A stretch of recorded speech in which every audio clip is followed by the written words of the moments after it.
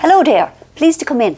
Very sorry about yesterday, but himself has been driving the length and breadth of Britain these past few days, which is why we didn't do it on Sunday either, you see. But anyway, I'm here now, it's Tuesday, and I hope you are well. And I will tell you, things are about to get really busy for me, which is a pain in the hoop because I don't want them to. So today is Tuesday, and tomorrow, Wednesday, I jet to Madrid for work. Now, I don't know if it's a secret, so I can't tell too many details, but I'm going to a rewards ceremony where I will win a reward. But I don't know if I can go into details because there might be other people there who are also up for the reward, and they think they might, well, Jesus, they might be doing it to me too. I might be sitting there like a tick and I might not win the reward after going all the way. And then I have media and all of that to do. And then on Friday, I jet to Ireland, because I have work there next week. I am doing a small session. It's only 15 minutes at the Safe Ireland Summit, and myself and Roisin Ingle are doing a little in conversation about relationship violence and how women and children are treated by the law and by the media. And but anyway, it's only 15 minutes, and we've been told that we have to allow a minute on either side for getting off the stage, on the stage and then off the stage, so it's only 13 minutes. So I'll talk very fast. But when we go back to Ireland, we will be staying with Old Vumman, and Old Vumman has been anxious about this, to put it mildly, and she's like, she goes, now look at, you won't be expecting me to cater for ye because ye don't eat any of the things I like.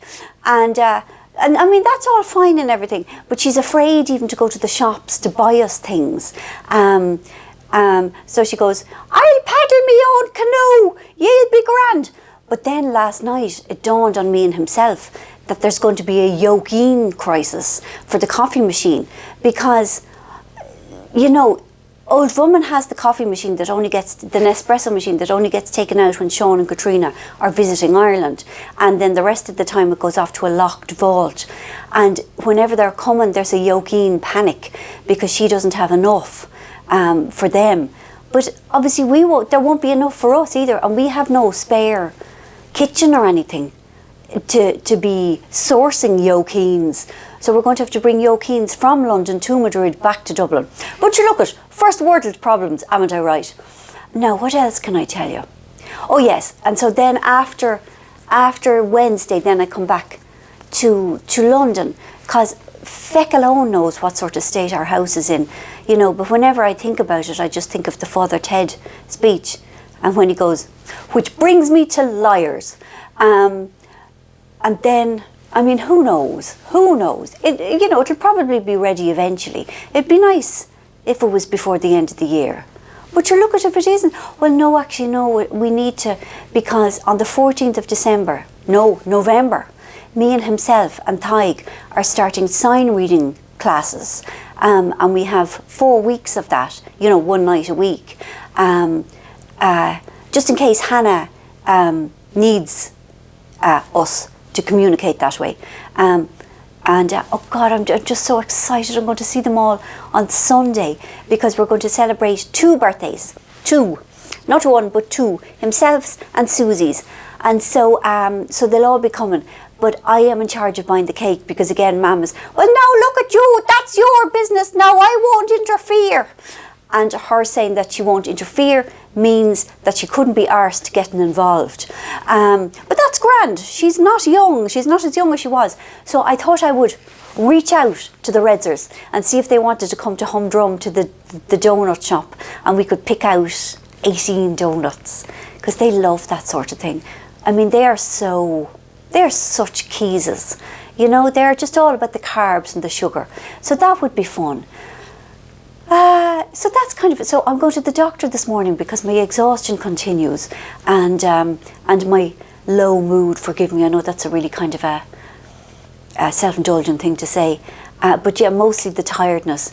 And so I'm going to explore avenues to see what ails me at all. And my work is continuing slowly, but it is continuing, which which is good, I suppose. You know, if you put in the time and you write the words, some of them have to be okay. You know, some of them, by the law of averages, some of them, 10% maybe. So, yes. So anyway, Olé for Spain, but I don't know what to be feckin' wearing because the weather is insane here in London. Then it's going to be hot in Spain. Then it's going to be cold and wet in Dublin. And so I am having to bring things for all the 4 seasons. Now I'm going to show you a book. It is called The Chestnut Man. It is a Danish man writer. Hang on, I have to read it now. He is called Søren Sveistrup. He is the man who wrote The Killing. And this is I mean, my God, it's fabulous. I was reading it last night, late at night, and I thought I was going to have to pull an all-nighter. It's so, I mean, it's a police thing, the way The Killing was, and there is a female detective who is not dissimilar to Sarah Lund in that she's, you know, independent and an individual and bit of a maverick and that, you know. And the plot is, it's better than twisty. I mean, it does hairpin turns. It flings in things like where you least expect it. It's absolutely brilliant. And it'll be out soon. They say it'll be out in October. And October is now. I would recommend it so much.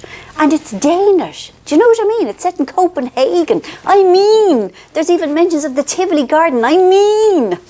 Now, this is something entirely different. This is a book called Falling for a Farmer by Maura McElhone. Do you see? Now, it is not fiction, it is non-fiction, which means it is real life. And it is about a woman who came home from living in California, an Irish woman. And then she goes on the Tinders and she meets a farmer. And it's like, the Tinder is the only non-retro mention in the whole book. It's very sweet. It's very old-fashioned. It's very old-fashioned courtship. And it's about being like a city girl who was living in California, and the next thing you're having to birth calves and lambs and awful things that I could never have done, no matter how much I loved himself. I'm sorry, if you'd been a farmer, I couldn't have married you. Well, you wouldn't have married me because I'd be no feckin' use. And it's, I mean, it's a kind of, it's an antidote to modern life. Like, it's very sweet. She's very sweet. And the whole thing is very sweet. And apart from, well, no, I was going to say apart from the bits about Burton Lambs and that. But no, that's magnificent. Like, imagine being involved in that. Like, if I had a stronger stomach, I think it would be an amazing thing. Like, to be there at the arrival of new life and all.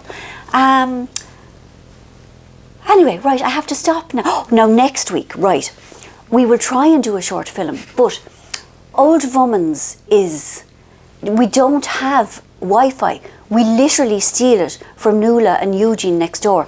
And I apologise to them, you know, and we are ashamed, but that's just how it is. So we might not have the bandwidth, but himself says if we do it on his phone and if we keep it brief, we might be able to. But my problem is I cannot keep it brief, as we see, even though I am tired.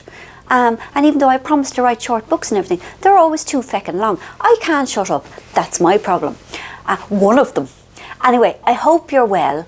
I hope you're surviving this roller coaster time with... I mean, I was out on Saturday. It was like a feckin' June day. Like, it was horrific. Anyway, soon it'll be Halloween. I love Halloween. Halloween is my best one. And I will, you know, we might do the short film on Sunday in Old Vumman's house with the donuts and the babies and all. Because they're lovely. So yeah, it'll be lovely to see them all. And hopefully I will be talking to yous next Monday. I hope you're well. You're very nice. Talk soon. Bye bye.